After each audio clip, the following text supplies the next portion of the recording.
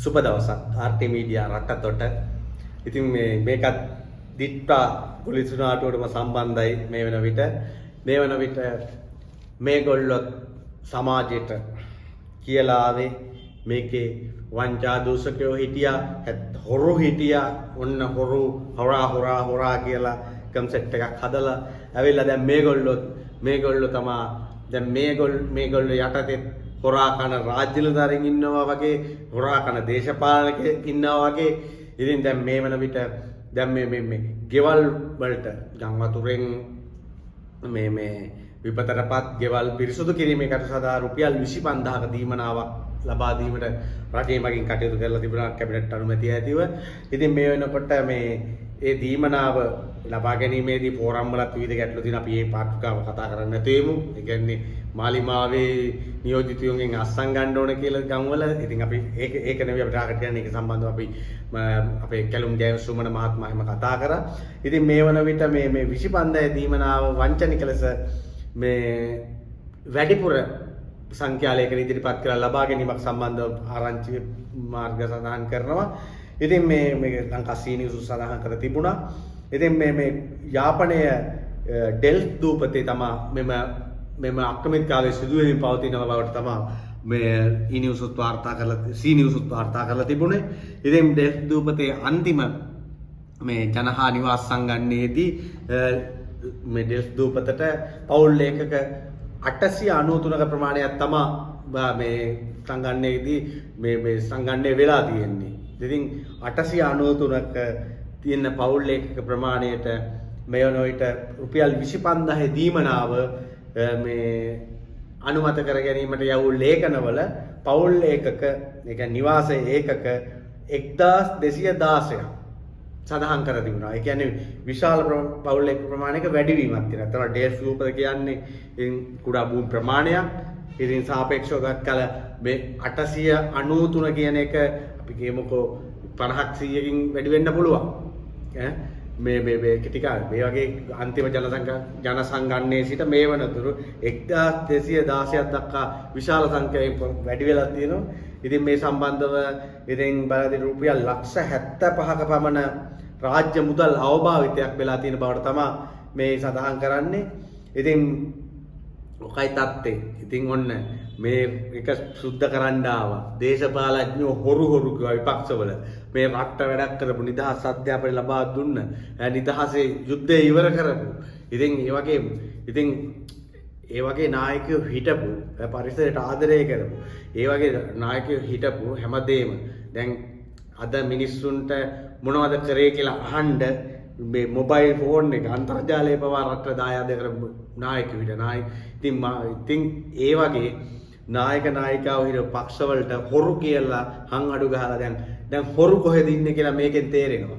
මේ රුපියල් 25000 දීමනාව වැඩිපුර ප්‍රමාණයකට ලක්ෂ 75ක අවභාවිතයක් වෙලා තියෙනවා. ඉතින් ඔන්න මේ ඩෙල්ෆ් දූපත අයිති ප්‍රාදේශීය ලේකම් කාර්යාලයේ නිලධාරීන්ගේ සහ මේ අපිට සැකපලා ගන්න පුළුවන් මේවා. ඉතින් ප්‍රාදේශීය ලේකම් කාර්යාල නිලධාරීන්ට ඉතින් සංවර්ධන කමිටු තියෙනවා, සම්බන්ධීකරණ කමිටු තියෙනවා, ආපදා කළමනාකරණ කමිටු තියෙනවා.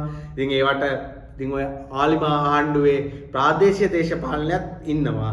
ඉතින් මේවා ඉතින් අපිට සැක කරගන්න පුළුවන්.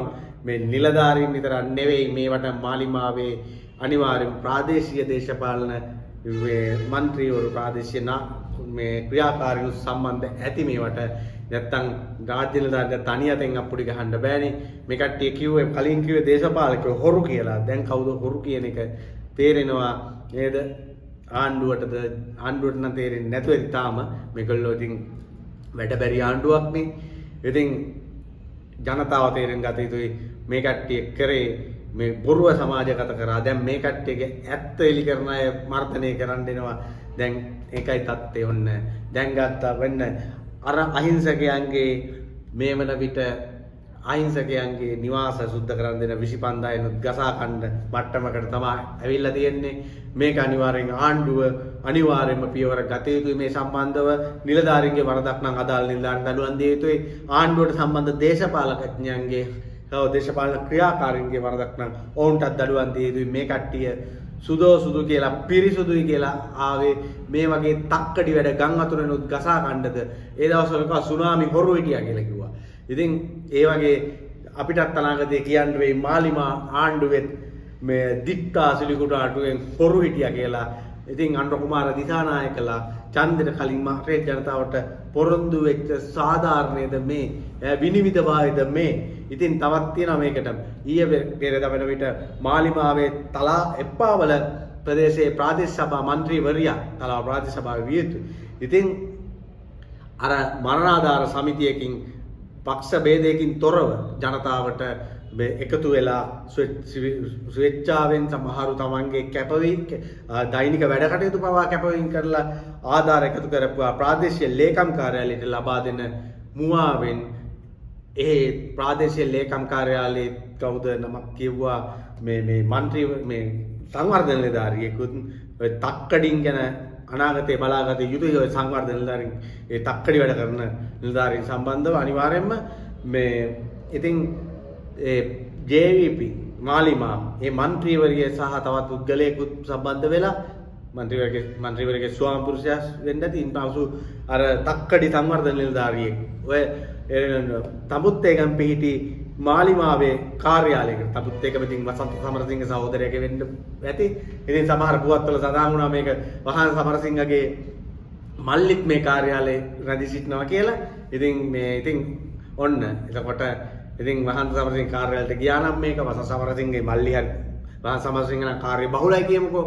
ඉතින් ඔහුගේ මල්ලි හරි අනිවාර්යයෙන්ම දැනුවත් ඇති මේ අහිංසක එප්පාවල මිනිස්සු මේ පක්ෂපාත ભેදකින් තොරව එකතු වෙලා සාධාරණව එකතු කරපු මේ ආධාර ද්‍රව්‍ය ආධාර වියලි ආහාර මේගොල්ලෝ මාලිමාවේ ලේබල් ගහගෙන මාලිමාවේ දේශපාලන වැඩවලට යොදා ගන්න මේ ජනතාව අහිංසක ස්වේච්ඡාවෙන් මේ වැඩක් කරපු ජනතාවගේ භාණ්ඩ වංචනිකව අරන් ගිහිල්ලා මුලා කරලා අරන් ගිහිල්ලා මේ වෙන විට ඔවුන්ගේ කාර්යාලයේ තියාගෙන ඉන්නවලු.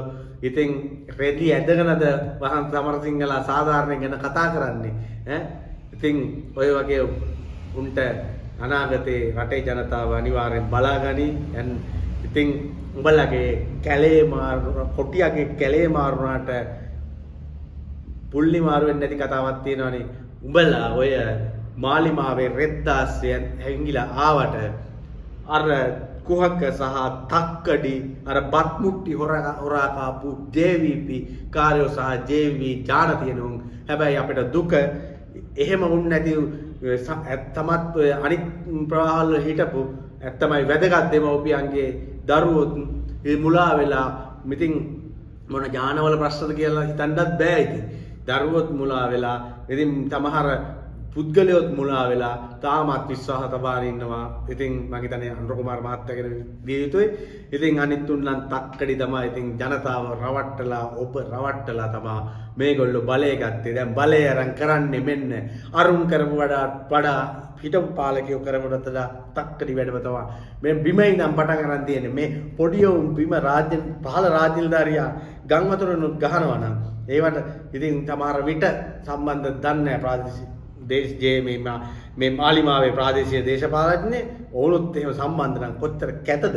ඒ වගේම මේ අහිංසකව ස්වේච්ඡාවේ මිනිස්සු එකතු කරපු දේවල් JP කාර්යාලවලට ගෙනහිල්ලා ඒවා ඔවුන්ගේ විදිහට බෙදලා ජනතාව තව පාරක් රවට්ටන්න කරනවා නම් මේවට යට මේ පස්කඳු වලට යට වෙන්න වතුරට ගහගන්න යන්න ඕනේ. මේ වගේ තක්කඩි වැඩ කරන මිනිස්සු තමයි අහිංසක මිනිස්සු නෙවෙයි. පස් කඳු වලට යට වෙලා හොයාගන්න බැරි වෙන්න ඕනේ. මේ වගේ තක්කඩි වැඩ කරන උන් තමයි අහිංසක මිනිස්සු නෙවෙයි. ඔයාට වන්දි ගෙවන්න ඕනේ ස්වභාවික විපත්වලදී පවා. ඉතින් ඔකයි තත්ත්වේ ජනතාව රවට්ටලා තවදුරටත් රවට්ටනවා. රැවටෙන්න එපා. ඉතින් තක්කඩි නම් එක කියනවා කඩේ යන අපිට අදාළ නැහැ. අපි ඇත්ත කියන්නේ යම් කිසි හේතු සාධක සහිතව තමයි අපිත් පුවත් පළ කරන්නේ. එහෙනම් බොහොම ස්තුතියි.